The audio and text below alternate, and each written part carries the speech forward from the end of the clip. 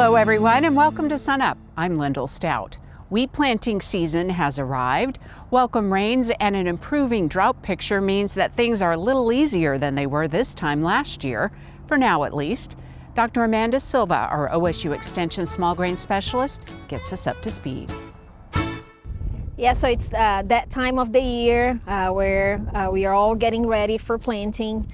Of course, conditions were really rough, so very hot, very dry, so we haven't seen many drills around out yet, but that's going to change after the latest rains we received. So we'll probably start planting our forage trials, our dual purpose plots next week, and with the moisture, just to take advantage of the moisture. And actually this is mid-September is the optimal timing for planting dual purpose wheat. So that is the time of the year where we can maximize forage production while also minimizing yield losses from planting too early. One of the issues that usually we are afraid in these conditions is that we have enough moisture for that wheat seed to germinate, but we don't receive enough rain later on to sustain that seedling growth. So that's always something on our mind.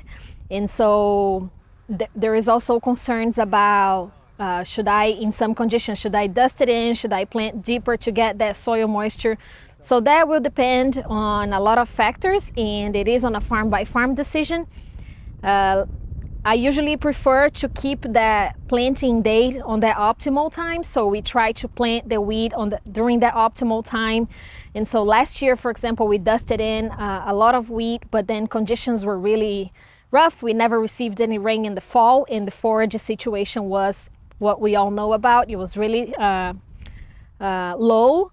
So hopefully this year, it seems like with the forecast that hopefully we'll get a little bit more moisture. I'm hoping that we'll have a little better fall for our forage production.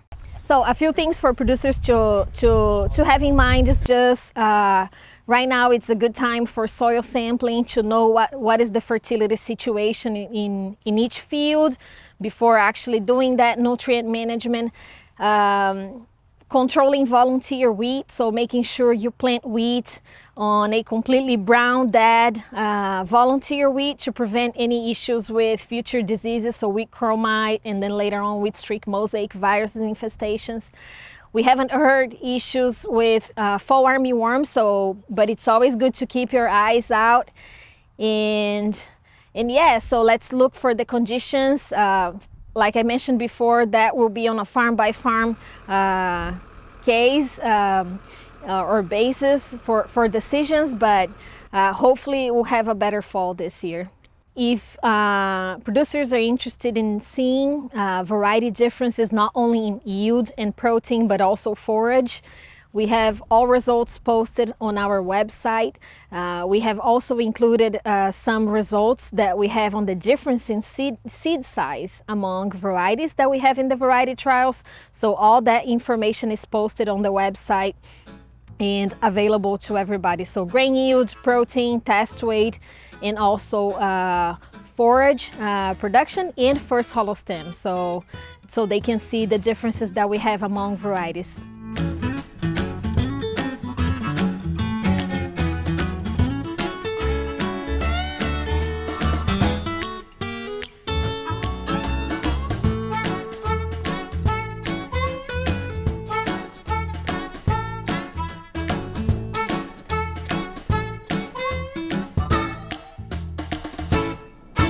Hi, Wes Lee here with the Mesonet weather report.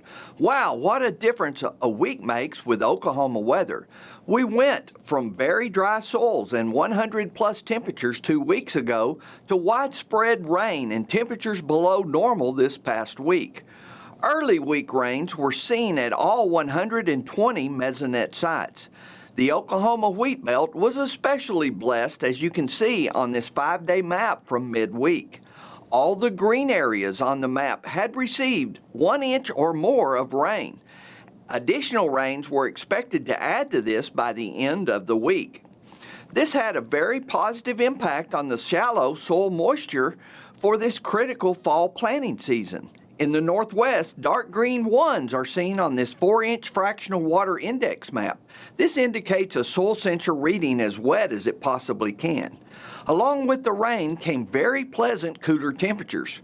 From a very hot start of the month, we are now seeing high temperatures that were at least 10 degrees below normal midweek. On Tuesday, the highs struggled to get out of the 70s for all areas except in the far southeast. The good news is that these more seasonal temperatures may continue for a while. The forecast for next week shows a little warming, but with temperatures near the normal 85 degrees for this time of year. Now here's Gary with some improvements on the drought map. Thanks, Wes, and good morning, everyone. Well, the cooler and wetter weather that Wes talked about certainly a boon to Oklahoma's farmers and ranchers. Did it help the new Drought Monitor map? Let's take a look. Unfortunately, not for this map. Now remember, we can only accept the rainfall through Tuesday morning for the current week's map, so any rain that fell after that, we can't accept until next week's map. But even then, the rains that fell this week were mostly up in northwest Oklahoma where drought wasn't really a problem. But let's take a look at that newest map. We do see the southwestern half of the state still experiencing that flash drought situation, actually a little bit worse than what it was last week. A little bit more of that extreme to severe drought, moving a little bit farther north as well. And even up in north central Oklahoma, we still have that long-term drought. So the drought map needs a lot more help. Hopefully we got a little bit more of that rain this week. Let's take a look at that rainfall. This is from the 60-day rainfall.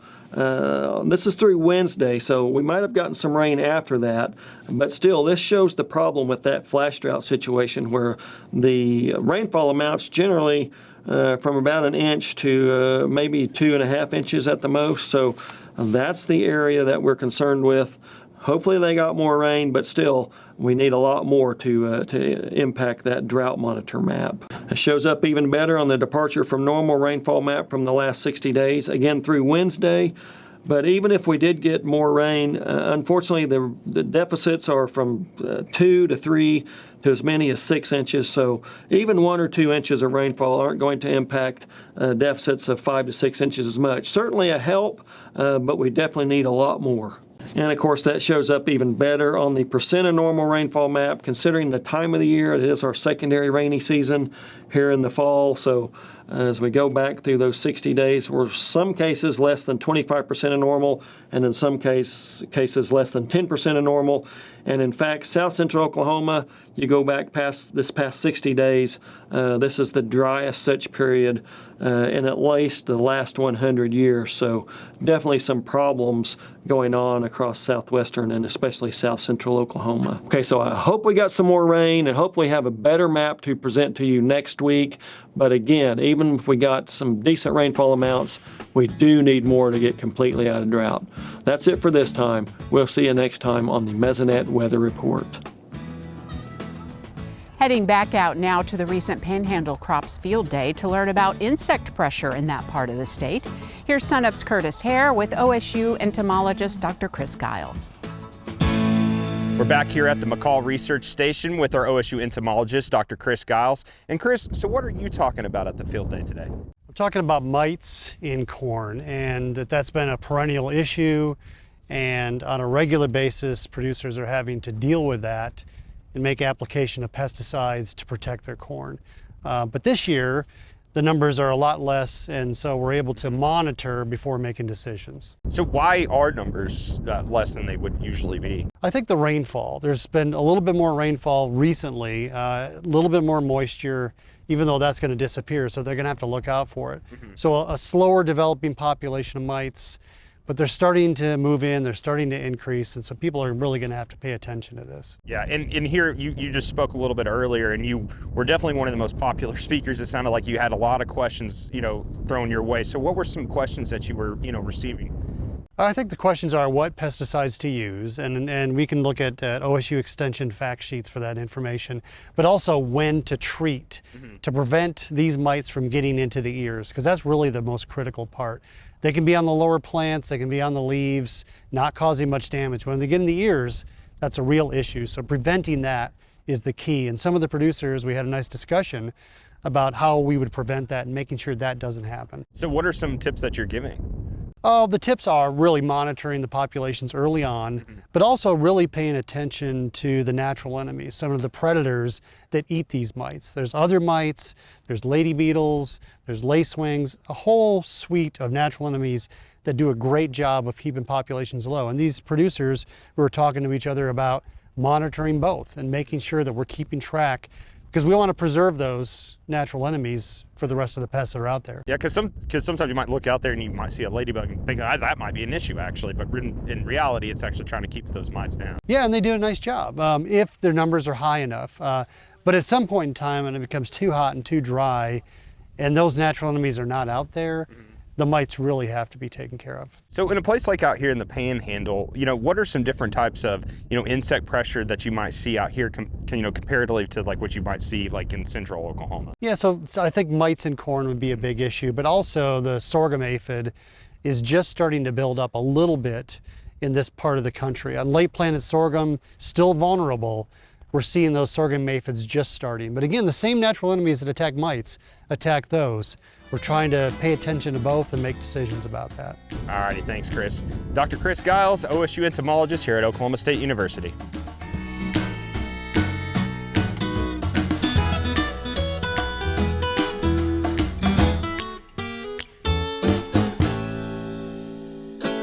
Dr. Derrell Peel, our livestock marketing specialist, is here. Derrell, the fall calf marketing season is right around the corner.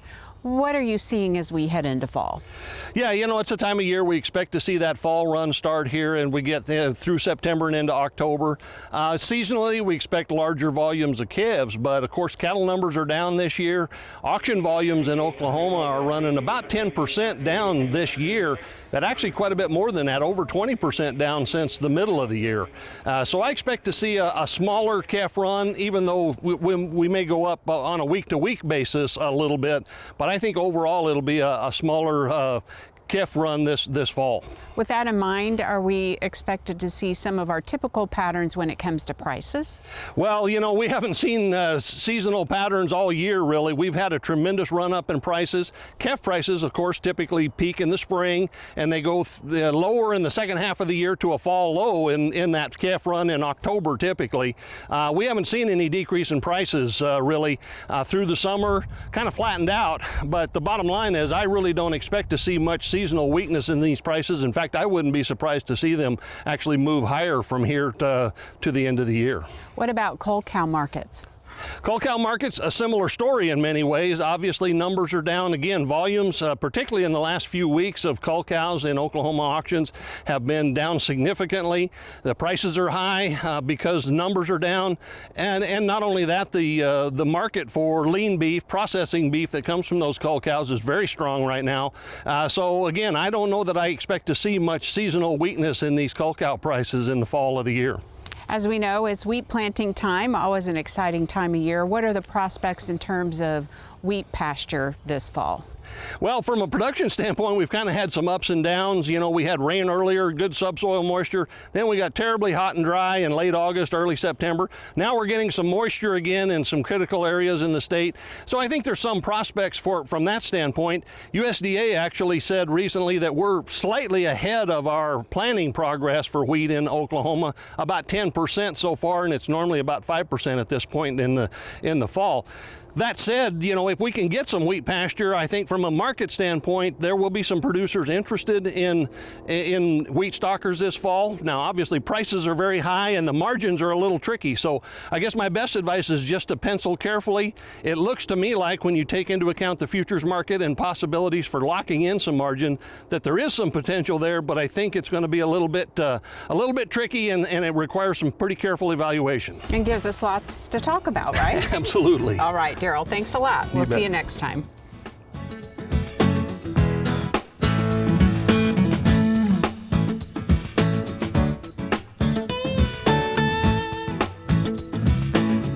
Good morning, Oklahoma, and welcome to Cow-Calf Corner. This is the time of year when we think about spring calving beef herds in Oklahoma that a lot of us are beginning to wean, or we're going to be weaning here in the next few weeks or next couple of months. And weaning time, when we think about it, is really the best day of the year to collect data in a cow-calf operation. Why do I say that? Well, if we've got an ink pen or something to write with, a notepad to write down some records on, and we have lined up an adequate amount of help, the day that we wean is probably the one day of the year that we have got all of our beef inventory actually captured, caught in a corral, and available there where we could process it. And that means that we could collect data on the weaning weight of calves, we can check the weight on our cow herd, we can actually preg check those cows, determine if they're pregnant, if they're open, what stage of pregnancy that they're actually at. We can evaluate udders, eyes, temperament on the cow herd. Depending on how long we've been documenting cow herd performance and how thorough our record keeping system is, and accordingly what is the age of our cows, we may evaluate mouths and teeth on those cows at the day we wean. And if we've not collected bulls and they're still out with cows, we've even got the bulls available on that day to weigh and collect data on as well. So weaning day is a day that we can not only practice herd health measures, vaccinate, but we can collect a lot of other useful information that we can then in turn use to figure out what our cow herd's productivity is. A beef cow is like a production factory in a cow-calf operation. She utilizes our soil, our pasture plants. She turns that into a calf, hopefully to wean every year. All those input costs that we have tied up in that cow are going to determine our profit potential based on whether or not she yields a calf annually that is more valuable than the actual expense of those inputs. A lot of the good decisions we can make is going to be based on those benchmarks of performance and what's going on our cow herd. It goes beyond just looking at the percentage of our exposed females that actually got bred and how many of them actually ended up calving, but how many of those calves that were born survived a weaning. And so holistically, of all the beef females we exposed, how many of those the next year actually weaned off a calf? That's the first key to profit potential. We want to dig a little deeper. We can take these records we collect at weaning, look at the average of our 4 to 7 year old cows and those weaning weights that we're taking on those calves, and we can look at things relative to the entire cow herd as to what percentage of our cows' mature weight are they actually weaning off for us in the form of a marketable weaned calf. Again, this and financial records are essential to the long-term profit potential. We live in a beef market right now, as we think about the beef cycle, where it appears that markets are going to be robust and very good for the years to come. We want to position ourselves to capture all that profit potentially we possibly can, and the key to that is the collection of some information, and weaning day can be a bountiful day of that information. If we line up to help, we've got adequate facilities, we've got the things we need to get it collected, we can get a lot of useful information there to help us long term. Thanks for joining us on Cow-Calf Corner.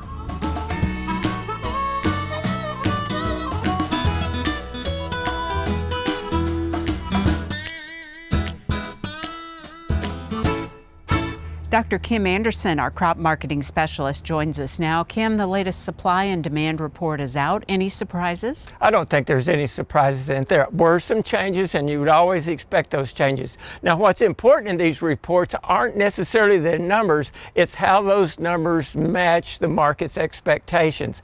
You look at wheat, and compared to, say, the August WASDE, there was no changes in U.S. wheat situation. They lowered both world production and world ending stocks, and that's significant. World production is no longer a record, so those about 5 years in a row records, we're breaking that. But we're only about 100 million bushels below that record, so it could change. You look at corn, they increased both U.S. and world corn production and increased world ending stocks and U.S. ending stocks. You look at soybeans, they lowered both the production and ending stocks for both the U.S. and world. And cotton, again, they lowered the production and lowered ending stocks. So some significant numbers. The question is, did the market expect it? Well, and that's the next question. What was the impact on prices? If you look at price impacts, you'd think for wheat there's a possibility for higher prices, and we saw that. We saw about a 14-cent price increase that the next day after the report. Current price up to around $6.85. You look at corn as negative, higher U.S. production in any stocks and world. So we had corn price, they dropped off just a little bit for the next day. Some were down around $4.70 for 2023 delivered crop. And if you look at soybeans, now soybean numbers were positive with the lower production around the world in the U.S., and prices fell off of 6-8 cents, which is nothing. So soybeans, those estimates and those numbers were just right at expectations. Wheat planting is now underway in Oklahoma. Of course, the rain has lifted spirits. How's the market shaping up for 2024? Well, if you look at what was going on in planting that wheat crop, it was behind schedule. I think we're going to catch up relatively fast. That rain is a blessing coming on to get this wheat in the market. Again, you look at the prices for the July or the 24 harvest. Relative to the current price, it fell off just a little bit. You know, those prices were running relatively close together. You got $6.85 in Pond Creek for current price. You got $6.65 for 24 harvested wheat. So it's still relatively good, but it backed off just a little bit.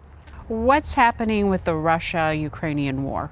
Well, you look, that's going to be a long time war. Ukraine is attacking the positions. They are making some progress. That progress is slow. I think the big news is that Russia's just put hundreds of thousands of landmines, and that they captured 20% of Ukraine's cropland, and they've just inundated that with landmines. Even if this war ended, you couldn't get in there and plant those crops and fill it. You also look at Russian wheat exports. They're going relatively good. They had record exports year over year, this year versus last year of wheat.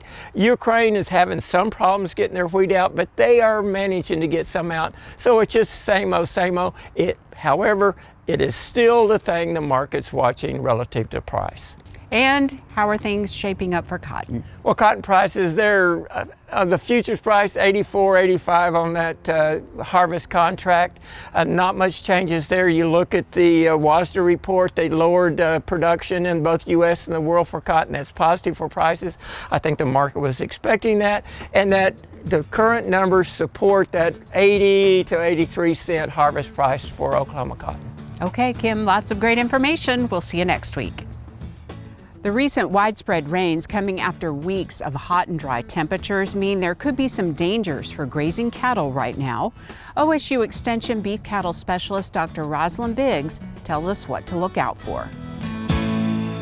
We received reports last week that a number of cattle producers were running into issues, in particular with Johnsongrass, which we've got some here behind us, and losing cattle from eating Johnsongrass. We've got a couple of issues we worry about with Johnsongrass, and really we want to make sure that we get really anything in that Sudan family. So grazing Sudan puts us in that category too. You want to know first and foremost what's in your pasture, what's in your hay, what are your cattle eating.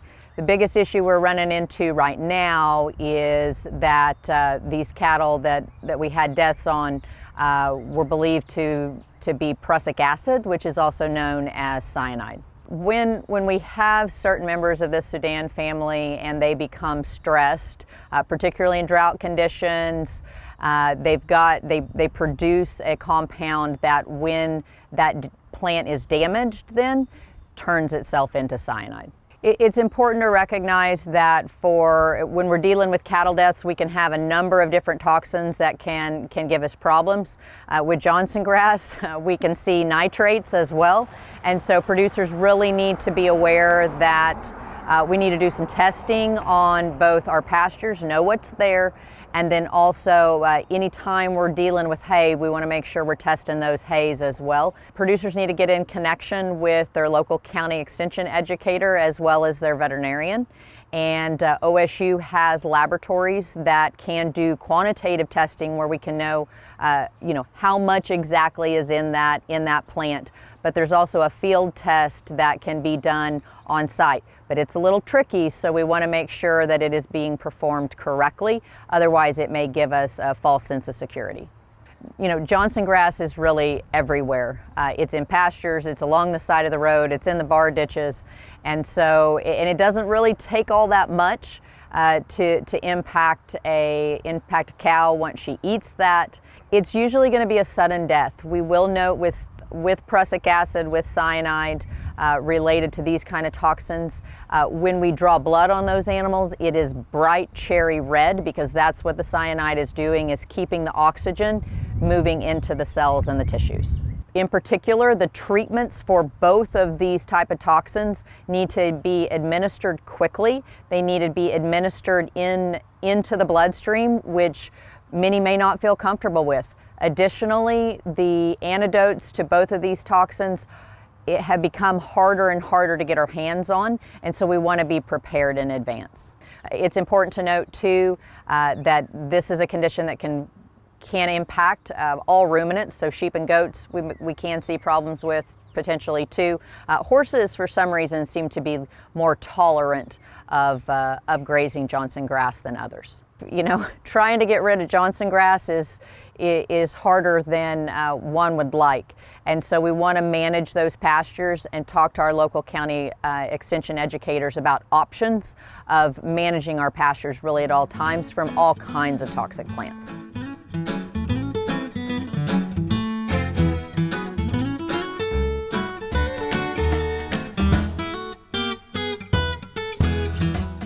And that'll do it for our show this week. A reminder, you can see SUNUP anytime at sunup.okstate.edu and also follow us on YouTube and social media. I'm Lyndall Stout. Have a great week, everyone, and remember, Oklahoma agriculture starts at SUNUP.